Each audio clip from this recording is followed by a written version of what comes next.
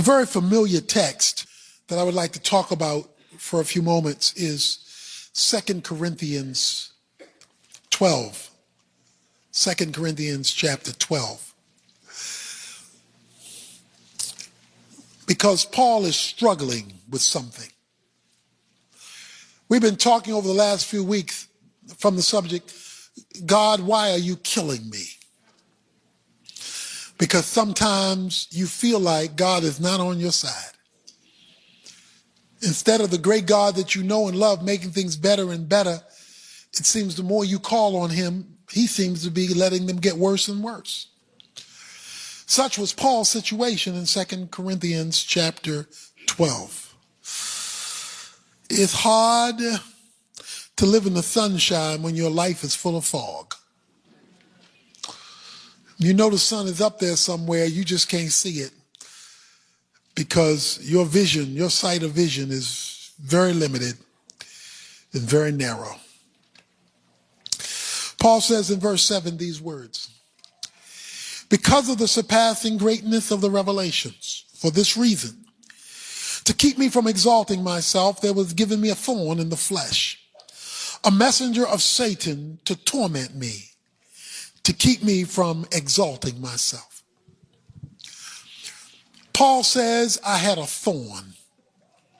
The Greek word for thorn was used of a splinter or a needle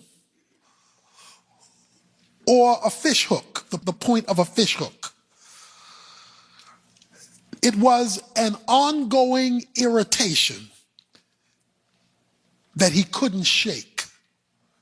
He calls it a thorn. We've grown up and many of us have put our hands in the thorn bushes and have been cut and had that thorn stick. Perhaps you've had a thorn or a splinter in your finger and you couldn't get at it. You get a needle and you're digging and digging and digging. In fact, the more you try to get rid of it, the worse things get if you can't get rid of it. Because you're trying to get rid of it. You're trying to get rid of this thing, this situation, this pain, this needling, and it's driving you crazy. He says, I had a thorn in the flesh. It was related to my physical life. Now, Paul doesn't tell us what the thorn is. There are many guesses. We know from statements that Paul makes throughout the New Testament, he had eye problems. He says in one place, I've written with large letters so that you could read them, so that he had to be able to see to write. He talks about eyes in a number of cases. So yeah, they could have had an eye problem. So it could have been a physical thorn. He talks in another place about many of the burdens that he faced, distress and persecutions and all these mass shipwreck. And so it could have been a circumstantial burden in his life. Any number of burdens or needling. My guess, and it's a guess because he doesn't say, well, maybe he says, it depends on how you interpret it, because he says in this verse, a messenger of Satan. So it could be a person in his life who's driving him crazy. Anybody have a messenger of the devil? The Bible talks about Satan having human messengers, people who are demonically inspired to make our lives miserable. And you can't get rid of them. You know, maybe you work next to them and nobody's getting transferred. Nobody's getting relocated. Nobody's getting fired. And you can't shake it. Maybe you live with them. And they're messengers of the devil. In fact, sometimes we say that about people. You ain't nothing but the devil, right? We say that about people. So it could have been a person, but we don't know, because he doesn't say. We do know that it was the devil behind it. And the devil, through whatever this thorn was making life horrific. Horrific. It was needling him, and he couldn't shake it. He couldn't do anything about it. He couldn't get rid of it. Here's something you need to know about a thorn, and it's a critical principle. It's a difficult one to accept, but it's critical if you're going to deal with the thorn. Nothing but nothing gets to you, even if it's from the devil, that doesn't pass through God's fingers first. The devil is not sovereign, God is. He's powerful, but he's not sovereign. Even God said to the devil, have you considered my servant Job? So the devil only got to mess with Job because God okayed it. So we've got to get something straight, and it may shake your theology. It may make your theology uncomfortable to know that God, here it is, will sometimes use the devil to carry out his purposes. Now that can mess with you a little bit. That can throw you off a little bit because our position is God and the devil are at odds with one another. They're at war with one another. They disagree with one another. It's good versus evil. But God, in his purposes, will at times use the devil to fulfill God's purposes. Peter told Jesus, everybody's going to forsake you except me. In Luke 22, I am your man. I am never going to leave you and forsake me. Jesus tells Peter, Satan has requested to sift you as wheat. Satan has made a request to have you, which means Satan gets to you by permission because he made a request. He has requested to sift you as wheat. Then Jesus said, but I'm praying for you that your faith fail not. So Satan has to get approval.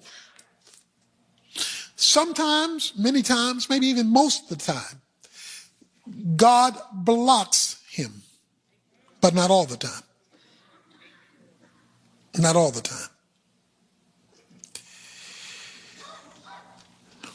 Why? I raise the question, why? Why would God allow the devil to get to me as one of his children? A number of reasons. Number one, this is the positive. There's a positive reason and a negative reason. Let me give you the positive. The positive reason is to increase your anointing. Let me say it again. The positive reason that God will allow the devil to get to you is to increase your anointing. Now, what do I mean by that? To expand your usefulness for God. God will let the devil mess with you so that you can experience more of God. Notice what he says, verse 7, first line, because of the surpassing greatness of the revelations. For this reason, to keep me from exalting myself, there was given me a thorn. Because of all that God had done and was going to do through me, he allowed Satan in. So I have some good news, even though you won't be happy to hear it. For those who have thorns, irritants, that you want to shake and you're trying to shake, but they won't go away. God has something special for you. I've got good news for you. Now you're feeling bad about it because it's a thorn, it's an irritant. But the good news is God has something special for you. If you read the first portion of chapter 12, Paul has been escorted into the third heaven to see things no other man has ever seen. He's the only man who has been escorted or translated to heaven who's been allowed to come back to earth to talk about it. He said, I saw things that are unlawful to utter. In other words, I can't even tell you what I saw. It would blow your mind, he says. I can't, I've been held in secret. It would be Paul who would author 13 books in the New Testament, the largest New Testament writer. It would be Paul who would pen the theology of the church, the book of Romans. It would be Paul who would be the master influencer of Christianity for the ages. God gave him a great revelation for a great purpose. So what I want you to do now in your thorn, if you happen to have one right now that you're dealing with, is I want you to know God has something special going on. The negative side of the thorn. To keep me from exalting myself, there was given me a thorn in the flesh, a messenger of Satan, to torment me. Ooh. So this thing is driving me crazy. To torment me. To keep me from exalting myself.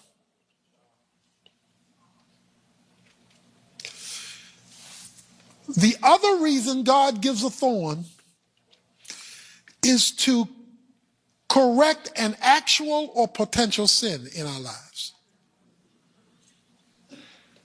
Here was the sin of pride. See, when you've been to the third heaven and you're the only one that's been there, you're the only one on earth who can talk in detail about what heaven is like. There is nobody but you. You are the man. You are the one. It's easy to get the big head if you're the only one. And he's the only one. Nobody can do that but him. That tells us that Paul either had the problem or had the propensity for the problem of pride. So God put something in his life to keep him humble. Something in his life as a reminder that his anointing, his calling, he was never to become boastful about. Something that when he was tempted to exalt himself would pull him right back down. God put a needle to burst the balloon. Because you blow a balloon up, it gets the big head. It gets inflated. God kept this needle in there to torment him, to bring him back down to earth. So that means he had it or had the propensity for it. It's not that he didn't pray about it, verse 8.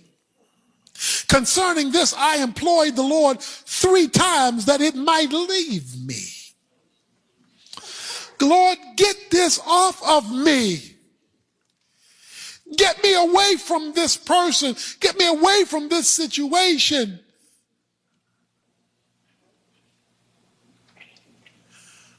There's been a situation where every time it looked like you're about to get out, you get drugged back in. He says, I'm talking to God. I'm talking to God about 3 times. One of the questions people will often ask is, how often do you pray about something? The answer? Till you get one. Why did he stop after 3 times? Because he said, and he said to me. He got a response. So you keep talking to God until he gives you a response, but you give him the freedom to give you a response. And he has to have the freedom to give you his response, not the response you want him to give you. He said to me, so there was a word from God. That's a rhema word, because he said it to me. See, that's a rhema word. A rhema word is a specific utterance with your name on it, not a general message for everybody. This isn't an envelope with occupant on it. This is an envelope that's been mailed to you. He said to me, My grace is sufficient for you. Translation, I am not going to take away your thorn. But what I am going to do is give you something to handle the thorn that I'm not going to take away. My grace is sufficient. I don't want you to even turn to it now, but if you have not memorized 2 Corinthians 9:8, just make a note and memorize it. That verse will hold you steady when life is tormenting you. And it relates to this phrase, my grace. I have enough grace for you to handle this. His prayer was, get it off me. He said, get it off me. I pray that it might leave me. God's answer was, my grace is sufficient for this needle. But the good news is, it's because of the greater revelation. There's something bigger going on here than that you can't see right now. Well, what's this grace going to do? My power is perfected in weakness. I'm going to make you weaker, and I'm going to use the devil to do it. I'm going to use the devil to make you weaker so that you can see my power.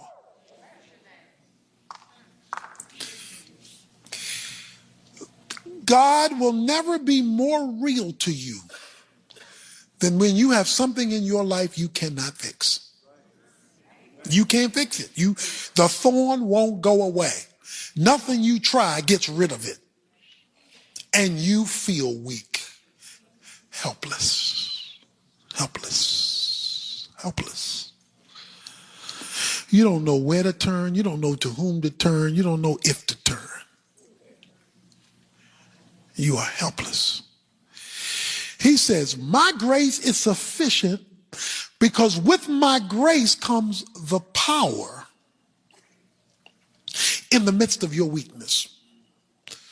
Therefore, it must not be your power because he just told you you were weak. Well, what am I supposed to do? Most gladly then, I will boast about my weakness so that the power of Christ may dwell in me. Okay, are you sitting down? Well, I know you are, but that's rhetorical. Are you sitting down? Did you just hear what he said? In my weakness, because I'm tormented in this situation and I can't change.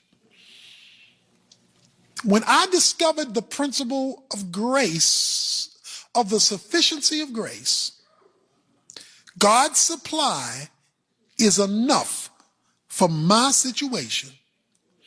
And this torment is making me weaker.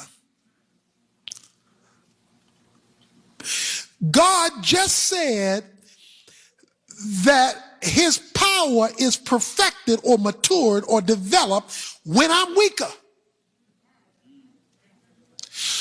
Follow this now. The needle is making me weaker. The torment is making me weaker. It's breaking me down. He says, well, in that brokenness, God is actually setting up a power plant. I will therefore most gladly boast about my weakness. Now, that's not what we do. We complain about our weakness. Lord, this thing is killing me. This thing is driving me crazy. I can't make it. Blah, blah, blah, blah, blah, blah, blah, blah, blah, blah, blah, blah. He said, I'm a brag about it. He says, if weak is how I get strong, since I want to be strong, I'm a brag about weak. Your weakness. See, we want to praise because it's all right. He says praise when it's all wrong. Notice the responsibility. He says, power is perfected in weakness. I would rather boast in my weakness so that the power of Christ may dwell in me. In other words, I have it, I want to experience it. And what's going to make what I have my experience? My boasting. My making a big deal in the midst of my deep anguish. Therefore, I am well content with weaknesses, insults, distresses, persecutions, difficulties, for Christ's sake, because I'm maintaining my Christian position. For when I am weak, then I am strong. That goes against every fiber of our being. That goes against what's natural. That goes against every advice we would give anybody or that anybody would give us. That's not normal to boast in my weakness. To say, God, this thorn in my life, I pray that you take it. I want you to take it. He's not condemned for praying that it goes away. I want to be free from this thing. It's killing me. It's killing me. That was his prayer. He wasn't blamed for the prayer, but the answer. Paul, if I take away your thorn, you're going to miss my power. So Paul, which would you choose? Would you be thornless with no power, or have a thorn with great power? And I'm not being mean with the thorn. It's because I got a greater anointing for you, and I got to keep you humble. So the thorn is not trying to be mean, although it does hurt.